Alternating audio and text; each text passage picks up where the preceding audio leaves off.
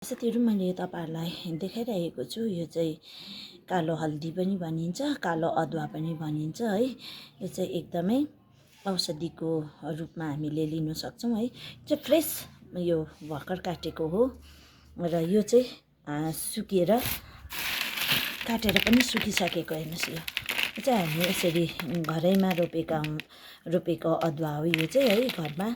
र यो चाहिँ यसरी काटेर राख्छ र हामी चाहिँ यो बिहान बिहानै खाली पेटमा है यसरी एउटा यो चपाएर मनतातो पानीले हामीले यसलाई निल्नु पनि सक्छौं, अथवा तपाईले यसलाई राति नै भिजाइ राख्नुभयो। एउटा सानो यसरी पातला पातला काट्ने है र भिजाइ राख्यो र बिहान खाली पेटमा खानाले है यो पेट सम्बन्धी बिमारीहरू जति पनि छ है त्यसलाई एकदमै जाती हुनुमा मद्दत दिन्छ।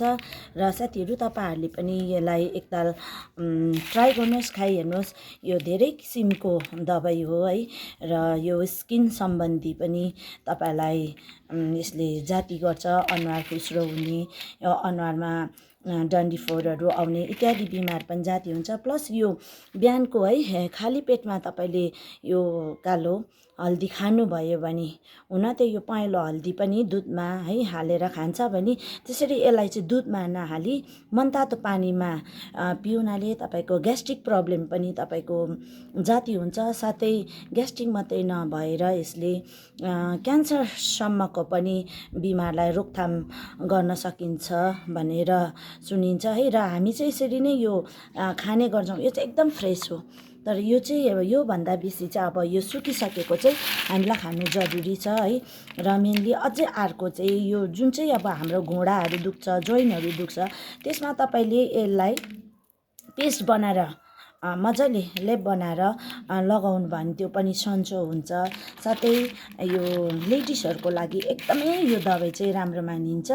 जो अब हामी केटीहरु लेडिजहरुको लागि चाहिँ मन्थली पिरियडमा प्रब्लमहरु हुँदैछ भने यो तपाईले लगातार बिहान बिहान यसरी भिजाएर खानुहोस् है। यो बिहान बिहान खानाले यो पिरियडमा पनि प्रब्लम आएकोहरु सबै सल्भ भएर जान्छ।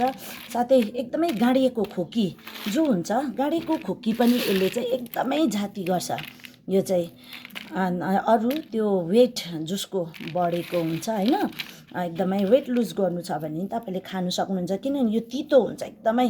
अब मैले यसरी यो छुएँ, अहिले मेरो हात यति बेसी तितो है।